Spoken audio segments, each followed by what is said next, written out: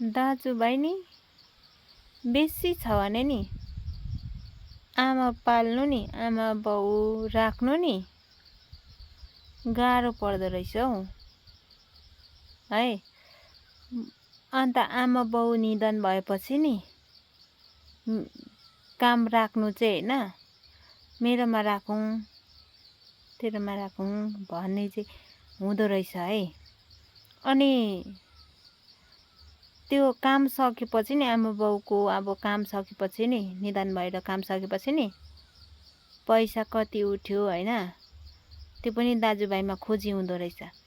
आमा बाउ राख्नु चाहिँ खोजी हुँदैन है, सत्य हो यो चाहिँ मैले भनिराखेको छु होइन। यो सत्य घटना हो, सबैकोमा पढि पनि राखेको छ तर मैले भनेको पनि छु होइन, सत्य घटना हो।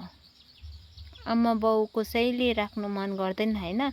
आमा बाउ निधन भएपछि काम राख्ने चाहिँ मेरोमा राखौँ भनिराखेको हुन्छ।